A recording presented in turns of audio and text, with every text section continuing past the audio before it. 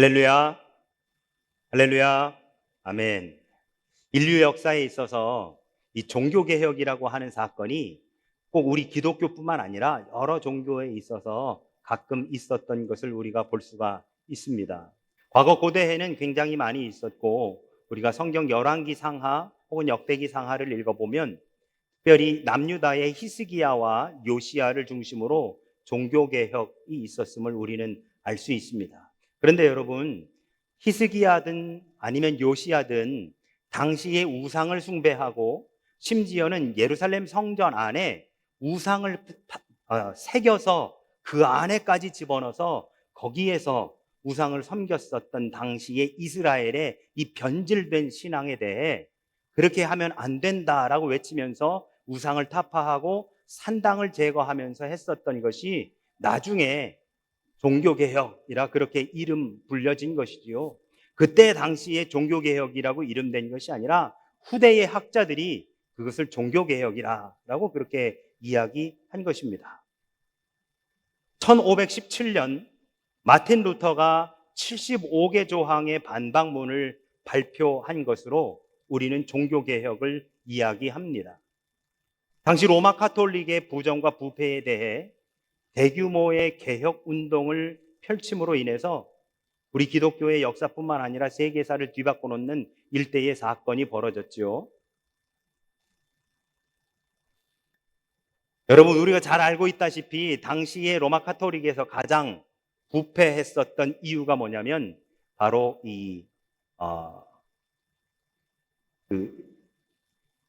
저기를 사고 판 거.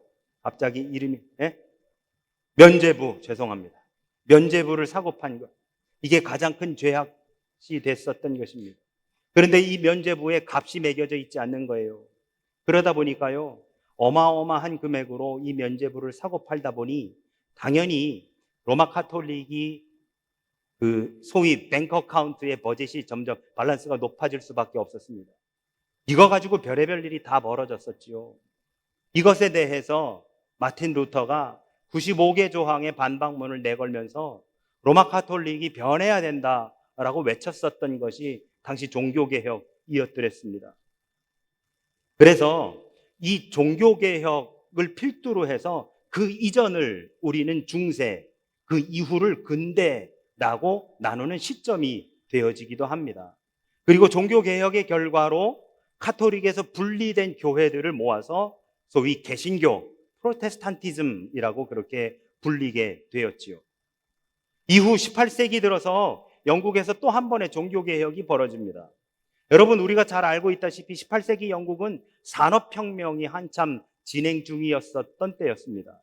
이 산업혁명은 증기기관의 발명으로 인해서 남녀노소를 막론하고 사람 인권에 유린되면서 노동력이 착취당하는 그러한 어마어마한 일대의 사건이 벌어졌었던 것이 당시 18세기 영국이었습니다. 그런데 문제는 이 지주층들이 이 다른 평민들의 인권을 유린하고 그들의 노동력을 착취하는 그 상황 속에 당시 영국의 국교회였던 성공회가 지주층들과 결탁하여 그 노동력 착취와 인권 유린을 눈 감고 그냥 놔두었었던 바로 그러한 사건. 이러한 가운데에 영국 성공회의 사제이면서도 이러한 것들을 도저히 볼 수 없었던 한 사람이 호련히 일어나 성공회의 개혁과 그리고 노동 현장에서 노동력을 착취당하며 인권이 유린되는 사람들을 직접 찾아가 복음을 전했었던 한 사람이 있었으니 그가 누구냐? 우리 감리교의 창시자 존 웨슬리 목사님이었습니다.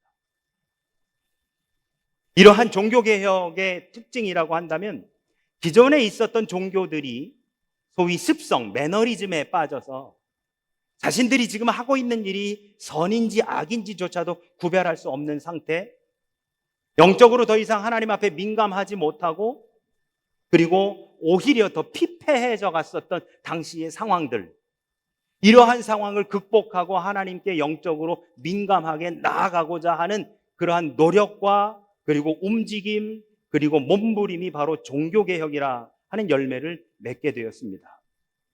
여러분, 제가 문제 하나 낼까요? 저하고 이 새가족 교육 함께 하신 분들은 아마 아실 테니까 여러분들은 가만히 계시고 저하고 새가족 교육 안 하신 분들 한번 생각해 보시죠. 여러분, 존 웨슬리 목사님이 18세기 영국 산업혁명 당시에 그것을 뭐라고 할까요? 타파하고 개혁하자라고 이런 분연이 일어나 감리교단이라고 하는 디나미네이션을 만든 걸까요? Yes or no, 50%입니다. 아니에요. 그렇지 않습니다. 웨슬리는 감리교라고 하는 디나미네이션을 만들 생각이 추호도 없었습니다. 뭐였었느냐? 무브먼트예요. 영국 성공회 안에서 개혁을 하고자 하는 무브먼트가 바로 메서디스트 무브먼트로 일어났었던 것이 감리교였었습니다. 그런데 성공회 안에서 웨슬리의 이 무브먼트를 인정할 수 없어서 그래서 그 웨슬리 목사님을 축출합니다. 그래서 성공회에서 축출된 웨슬리가 자기와 함께 하는 사람들과 함께 조직을 하고 그리고 생겨난 것이 바로 우리 감리교회가 되어지는 것이지요. 어쩌면 우리 감리교회는 이 성공회의 전통을 따르고 또한 더 나은 하나님께 더 나아가고자 하는 성령의 운동, 무브먼트를 한 바로 이 교단이 바로 우리 감리교라고 할 수 있는데요. 제가 우리 교회에 부임하고 나서 몇 번 들었던 질문이 있습니다. 목사님, 왜 신부님처럼 칼라를 입으세요? 라고 하는 거였어요. 왜 그러느냐? 우리 감리교회가 바로 이 성공회 전통이 있기 때문에 그렇습니다.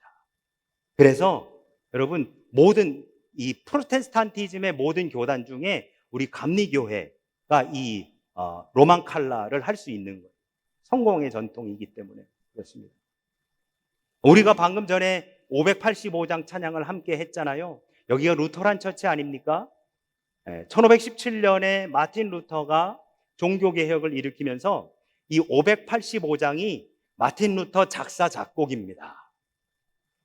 그래서 어제도 그렇고 오늘도 그렇고 여기 루터란 처치에서도 이 585장 굉장히 많이 부르더라고요. 오늘 특송을 누가 했나 봐요. 그래서 어제 와서 연습하는데 그 특송도 이 585장 내주는 강한 성이요, 이거를 연습을 하고 같이 찬양하고 우리도 같이 이 찬양을 하는, 그러면서 이 종교개혁이 어떤 의미인지에 대해서 함께 나누는 바로 그러한 것. 오늘 우리 마틴 루터가 종교개혁을 일으킨 지 정확하게 507주년이 되는 바로 오늘 우리 기독교 안에서는 매해 10월 마지막 주를 종교개혁 기념주일로 하자라고 하는 약속과 함께 오늘 우리가 종교개혁 507주년 기념 예배를 드리는데요. 오늘 마가복음 10장을 중심으로 함께 은혜 나눠보고자 합니다. 여러분, 오늘 본문에 등장하는 한 사람이 있습니다. 누구죠? 바디메오입니다. 이 바디메오에 대해서 성경은 이렇게 묘사합니다. 거지이자 맹인이라. 이 바디메오라고 하는 이름은요, 바르라고 하는 누구누구의 아들이라고 하는 말과 디메오라고 하는 혼돈 혹은 불결한이라고 하는 뜻을 가진 디메오라고 하는 이 말이 합성되어서 한마디로 얘기하면 불결한 사람의 아들이라고 하는 뜻이 바로 이 바디메오입니다. 성경은 이야기하죠. 디메오의 아들 바디메오. 그러니까 아버지 디메오는 불결한 사람이고 바디메오는 불결한 사람의 아들이라는 뜻입니다. 여러분, 이렇게 한번 생각해 보시죠. 그 누가 자기의 자녀를 낳았는데 이름을 디메오라고 짓겠습니까? 그 누가 자기의 그 디메오라는 사람이 아들을 낳아서 그 이름을 바디메오라고 할 사람이 누가 있겠습니까? 그러니까 이 사람들의 이름은 성경에서 약간 극화되어서 이런 의미를 가진 사람, 즉 이름이 꼭 그렇다라기보다는 그런 상황 속에 있는 사람을 극화해서 묘사해 놓은 것이다 라고 우리는 그렇게 이해할 수 있습니다. 그런데 이 바디메오라고 하는 사람이 예수님이 제자들과 허다한 무리와 함께 여리고에서 나가실 때에 그분이 예수시라고 하는 말을 듣고 소리질러 그분을 향해 외치는 장면이 오늘 마가복음 10장의 말씀입니다. 47절에 보시면 다윗의 자손 예수여 나를 불쌍히 여기소서라고 예수님을 향해 외칩니다. 이에 많은 사람들이 바디메오를 향해 꾸짖으며 조용히 하라 라고 그렇게 이야기합니다. 48절에 보시면 많은 사람이 꾸짖어 잠잠하라 하되 라고 기록되어 있는 것을 보게 됩니다. 그런데 여러분, 성경이니까 이렇게 점잖게 쓰여져 있지요. 거지이자 맹인인 바디메오가 다른 많은 사람들 앞에서 예수를 향해 다윗의 자손 예수여 라고 하고 부르면 뭐라고 했겠습니까? 네. 쌍시오 들어가면서 거친 표현으로 입 닥쳐 꺼져 라고 하지 않았겠습니까? 그러면 여러분 이렇게 한번 보시죠. 오늘날에야 맹인들이 장애인으로서 핸디캡을 가지고 있는 사람들로 우리는 그렇게 이해합니다만, 당시에는요 여러분, 핸디캡을 가지고 있다라고 생각하는 게 아니라 신의 저주를 받았다라고들 생각할 때예요. 맹인이 됐든 무엇이 되었든지 간에 몸에 장애를 가지고 태어나면 전부 다 신의 저주, 하나님의 저주를 받고 태어났다라고 이해할 바로 그때, 그러한 장애인이 예수를 향해서 다윗의 자손 예수여라고 그렇게 외쳤으니 단순하게 꾸짖는다라고 하는 것이 그 사람을 향해 짜증낸다는 것이 아니라 그 사람을 거의 업신여기는 정도의 행위들이 그 안에서 있었다라고 하는 것을 우리는 유추해 볼 수 있습니다. 그러면 뒤집어서 그러한 사람이 다른 사람들의 이목이 집중되면서 그 자리에서 무시되고 멸시당하는 상황이면 자연히 움츠려들기 마련입니다. 그런데 바디메오는 거기에서 움츠려들거나 낙심하거나 물러서는 것이 아니라 48절에 보시면 오히려 더 용기를 내어 크게 소리질렀다라고 하는 것을 볼 수 있습니다. 중요한 것은 계속해서 이어집니다. 그가 뭐라고 소리질렀느냐? 48절입니다. 다윗의 자손 예수여 나를 불쌍히 여기소서. 여러분, 오늘 본문 전체를 보면 예수님을 크게 두 가지로 묘사합니다. 하나는 뭐냐? 나사렛 예수라고 하는 거. 다른 하나는 다윗의 자손 예수라고 하는 겁니다. 47절에 보시면 나사렛 예수라는 표현이 있고요. 47절 후반부와 48절에 다윗의 자손 예수라고 되어 있습니다. 그러면 여러분, 나사렛이란 도대체 어떤 의미냐? 나사렛은요 여러분, 거기 출신하고는 상종도 하지 말라고 이스라엘 사람들이 생각하는 곳이 나사렛입니다. 마치 사마리아 출신들하고는 말도 섞지 않는 것과 마찬가지로 나사렛은요 여러분, 상종뿐만 아니라 뭐라고까지 표현되느냐?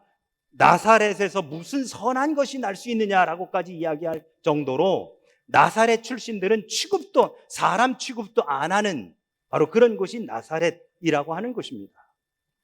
그러니까 여러분, 나사렛 예수라고 하는 사람, 이 나사렛 예수라고 하는 사람과 바디메오의 만남, 다른 사람들은 상종도 하지 않는 그 지역 출신의 예수라는 사람과 불결한 자의 아들이라고 하는 이 바디메오와의 만남은 존귀하고 그리고 뭐라고 할까요? 이렇게 좋은 아름다운 만남이 아니라 아주 보잘것없는 두 사람의 만남으로 성경은 묘사하고 있다라고 하는 것을 우리는 볼 수 있습니다. 그런데 이 바디메오에게 지나가는 분이 눈에는 보이지 않지만 들어보니 사람들이 뭐라고 하느냐? 나사렛 예수라고 이야기하는 것 같아요, 들어보니까. 그런데 그 이야기를 듣고 이 바디메오라는 사람은 그 사람을 향해 뭐라고 외치느냐? 나사렛 예수시여라고 외치는 것이 아니라 다윗의 자손 예수시여라고 외치고 있더라는 것이지요. 바디메오에게 있어서 사람들이 그분을 뭐라고 부르는지는 중요하지 않았습니다. 다른 사람들이 그분을 뭐라고 생각하는지는 전혀 중요하지 않았습니다. 바디메오에게 있어서 그분은 나사렛 예수가 아니라 다윗의 자손 예수로 고백되었던 것이지요. 여러분, 여기서 단순하게 이 다윗의 자손 예수라고 하는 말은 이 집안의 내력을 의미하는 게 아닙니다. 패밀리 히스토리를 말하는 게 아니에요. 메시아를 기다리고 기대하는 그의 신앙의 고백이 그 안에 담겨져 있다라고 말할 수 있습니다. 그것은 다윗의 자손으로부터 하나님께서 이 땅을 구원하시겠다라고 말씀하신 그 구약의 언약이 바로 이분을 통한 것이다라고 하는 이 바디메오의 고백과 그리고 그의 신앙적인 이야기가 그 안에 담겨져 있다. 구원을 향한 바디메오의 갈망, 맹인이고 거지로서 그 땅을 살아가는 자신의 이 지긋지긋한 상황에서 이제 자신을 벗어나게 해주실 수 있는 그 구원자라고 생각되어지는 바로 그 사람, 다윗의 자손 예수시요. 바디메오는 맹인입니다. 앞이 보이지 않는 사람입니다. 그의 육적인 눈은 닫혀 있습니다. 아무것도 볼 수 없습니다. 그가 들은 그에 대한 소문만으로도 바로 그분이 하나님께서 언약해 주신 다윗의 자손임을 볼 수 있는 영적인 사람이 바디메오였습니다. 눈은 닫혀 있었지만, 육의 눈은 닫혀 있었지만 그는 영의 눈은 열려 있었던 사람이었습니다. 이에 다른 사람들은 그를 향해 나사렛 예수라고 부르고 있지만 그는 그분을 향해 다윗의 자손 예수라고 부를 수 있었던 것이지요. 더욱이 잠잠하라고 꾸짖는 그 수많은 사람들의 큰 소리 앞에서 오히려 더 큰 소리로 다윗의 자손 예수여 라고 그분을 부르고 있는 것을 보게 됩니다. 이에 예수님께서 그가 당신에게 오는 것을 허락하십니다. 그런데 여러분, 성경은 이때를 뭐라고 묘사하고 있느냐? 바디메오가 겉옷을 버리고 뛰어 일어나 예수님께로 갔다라고 묘사하고 있습니다. 오늘 50절 말씀해 보시면 맹인이 겉옷을 내버리고 뛰어 일어나 예수께로 나오거늘 이라고 성경은 말씀합니다. 여러분, 이스라엘 사람들에게 겉옷이란 것은 자신의 신분을 드러내는 도구였습니다. 두 번째로 극빈자들에게는 저당 잡혀서 돈으로 환산할 수 있는 그러한 도구가 또한 겉옷이었습니다. 나아가 사막 기후인 당시 이스라엘에 어디서 불어올지 모르는 모래바람, 어디서 불어올지 모르는 이 먼지들을 막을 수 있는 또 하나의 방패막이가 바로 이 겉옷이었습니다. 나아가 이 사막의 밤, 그 추위를 극복할 수 있도록 해주는 이불과도 같은 것이 바로 이 겉옷이라고 하는 것이었습니다. 그런데 바디메오는 예수님의 부르심 앞에 이 겉옷을 벗어버리고 예수님께 달려나간 것입니다.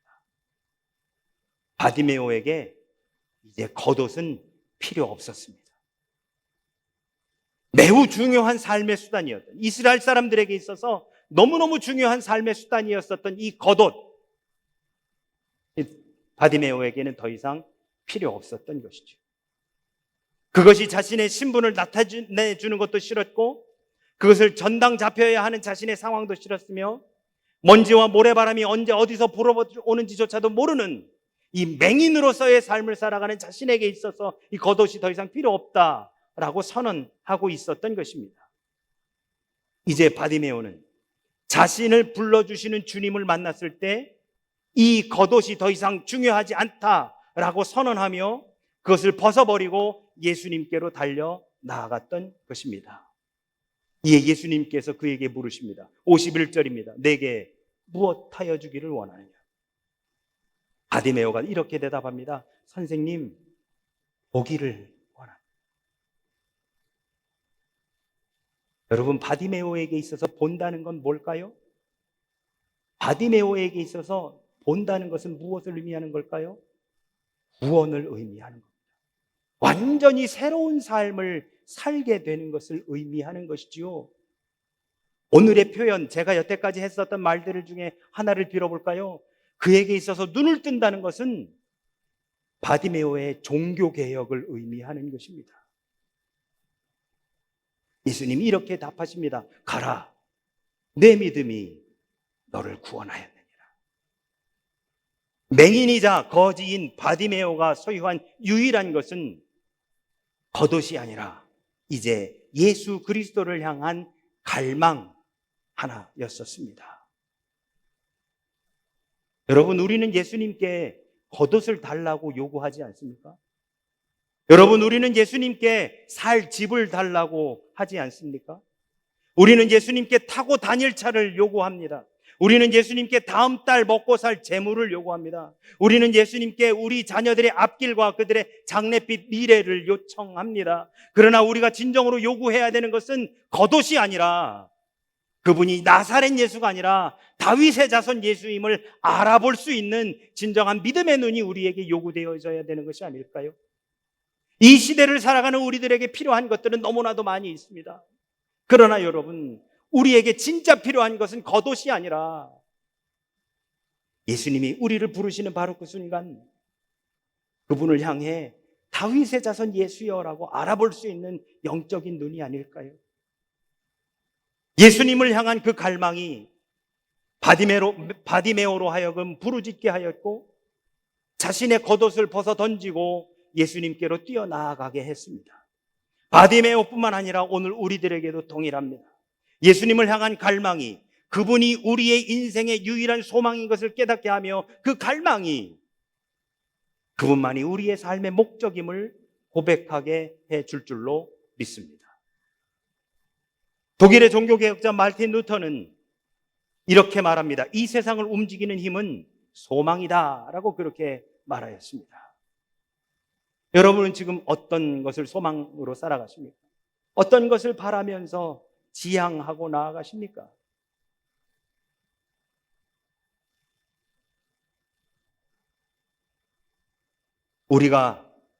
우리의 진정한 소망은 다윗의 자손 예수. 다른 세상 모든 사람들은 그를 나사렛 예수라 부를지라도 우리는 그분을 다윗의 자손 예수로 볼 수 있는 바로 그 진정한 믿음, 바로 그것이 우리의 소망이 되어야 할 줄로 믿습니다. 마지막 52절은 이렇게 표현합니다. 그가 곧 보게 되어 예수를 길에서 따르니라. 여러분, 눈을 뜨게 된 바디메오가 쫓았던 예수님의 길은 어떤 길이었을까요? 여러 차례 함께 나누었지만 마가복음은 전체 16장 중에 8장까지, 앞에 8장까지는 예수님의 행적, 예수님께서 기적을 베푸시고 천국 복음을 전하시는 그 예수님의 행적들을 나타낸 것이고 8장 이후 16장까지는 예수님께서 버림받고 고난받고 죽임당한 그 이야기가 마가복음 후반부를 장식합니다. 오늘 우리가 읽은 본문은 마가복음 10장입니다. 그러면 이 10장은 후반부에 속하는 것이지요. 이미 예수님은 고난의 길에 들어서 계셔 있는 중입니다. 그렇다면 눈뜬 바디메오가 뒤쫓았던 예수님의 길은 영광의 길이 아니라 예루살렘으로 입성하시는 바로 그 길, 골고다의 길, 고난의 길이었다라고 우리는 생각할 수 있는 것이죠. 바디메오는 그 예수님의 고난의 길을 마다하지 않았습니다. 예수님께서 올라가시는 그 골고다의 언덕, 그 고난의 언덕을 기꺼이 따라갔습니다. 자신의 눈을 뜨게 하시어 구원을 허락하신 예수님, 자신에게 새로운 세상을, 새로운 삶을 살 수 있도록 만들어주신 바로 그 예수님, 그 예수님과 함께 고난받는 것을 바디메오는 주저하지 않았더라라고 하는 것이지요. 여러분, 이것이 바로 종교개혁 아닐까요?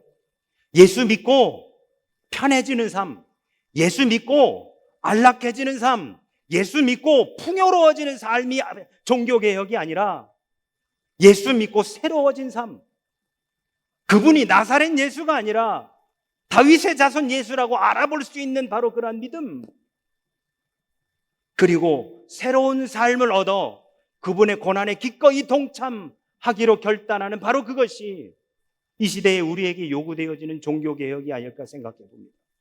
예수님께서 우리를 위해 십자가를 지셨습니다. 예수님께서 우리를 위해 골고다의 그 언덕을 마다하지 않으셨습니다. 예수님 당신은 겟세마네 동산에서 이 잔을 내게서 옮기실 만하거든 옮겨달라고 기도하셨지만 정작 당신 앞에 펼쳐진 그 잔을 기꺼이 받아들여 주신 분이 바로 우리 예수님이십니다. 이때 당시 여리고에서 예수님과 함께 했었던 그 제자들과 그 허다한 무리들은 도대체 뭘 원하고 예수님을 쫓아다녔었을까요? 그들은 어쩌면 영광의 길을 꿈꿨을지 모릅니다. 그 예수님을 믿고 자신들의 병 고침을 받기를, 자신들의 문제가 해결되고 자신들이 고난에서 극복되어지기를 원했었던 사람들이었지 않았을까요? 예수님 옷자락이라도 잡으면 내 병이 고쳐지진 않을까 예수님을 줄줄줄줄 따라다녔었던 바로 그 영광의 길, 그리고 풍요로운 삶을 원했었던 바로 그 사람들 가운데에 가장 못나고 가장 장애가 있었던 그 바디메오의 그 한마디에 제자리에 멈춰 서시어 그를 향해 오라고 하시는 바로 그 예수님을 우리는 볼 수 있습니다. 영광의 길을 추구하는 사람을 예수님 부르시지 않습니다. 풍요로운 삶을 추구하는 사람을 예수님 부르신 게 아니라 오히려 예수님의 그 고난의 길에 동참하고자 하는 사람을 우리 예수님은 불러주셨더라라고 하는 것이죠. 진정한 제자의 길은, 진정한 종교개혁의 길은 좁은 길이요 섬기는 길이며 십자가를 지고 묵묵히 주님을 따라가는 길임을 오늘 바디메오는 우리에게 보여주고 있습니다. 사랑하는 우리 영광의 성도 여러분, 주님만을 갈망하는 진정한 믿음을 소유하시기를 예수 그리스도 이름으로 축원합니다. 혹시 나의 신앙이 마치 시계추가 습관적으로 움직이듯 주일이면 교회를 가야 하는 때면 그저 습관적으로 나와 예배당의 자리에 앉아있는 우리의 모습이라고 한다면 이제는 정말 예수 그리스도를 갈망하는 바로 그 마음으로, 정말 하나님을 믿는 바로 그러한 진정한 믿음으로 주님의 앞에 나오시는 우리 모두가 되시기를 간절히 원합니다. 만약에 그렇지 않다면, 만약에 내가 습관적으로 교회에 나오고 습관적으로 목장에 모이고 습관적으로 교회 사람들과 함께 소위 커뮤니티 활동을 하고 있다라고 한다면 과감히 내가 나 스스로에게 95개 조항의 반박문을 선포하며 잘못된 신앙에 대해 개혁을 외쳤던 16세기 마틴 루터와 같이 내가 나에게 반박문을 외치고 내가 나의 잘못된 점들을 다시 되돌아보며 인권이 유린당하고 신앙이 무너진 18세기 산업혁명 당시 영국 사회를 향해 외쳤던 웨슬리 목사님처럼 우리도 분연히 일어나 우리의 겉옷을 벗어버리고 나에게 필요한 것이 겉옷이 아님을 선언하며 예수님만을 향해 나아가는 우리가 되어야 할 줄로 믿습니다. 그분은 나사렛 예수가 아닙니다. 그분은 다윗의 자손이십니다. 그분은 그저 그 지역에서 태어나신 분, 상종 못할 사람이 아니라 우리를 위해, 우리를 영원한 죄에서 건져주시고 우리에게 새로운 생명을 주시기 위해 이 땅 가운데 오신 진정한 우리의 구원자이십니다. 그분을 따라가는 길은 영광의 길이 아니라, 풍요로운 삶이 아니라 좁은 길이며 섬기는 길이며 고난의 길이 되어질 것입니다. 기꺼이 그 길을 그분과 함께 동참하기로 결단하며 나아가는 우리 모두의 종교개혁이 있어야 할 줄로 믿습니다. 그 길에 함께 나아가시는 저와 우리 모두가 되어지시기를 예수 그리스도 이름으로 축원합니다. 아멘. 우리 함께 찬양하시죠.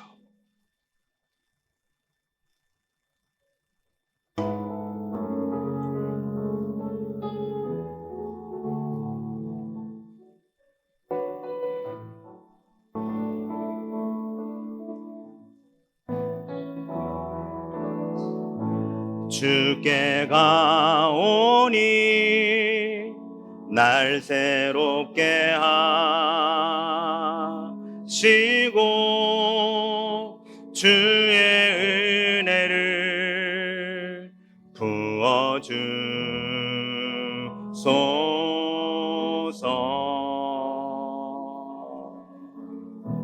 내 안에 발견한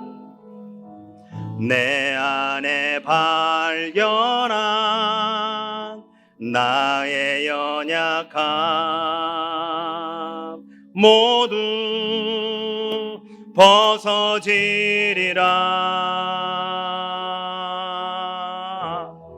주의 사랑으로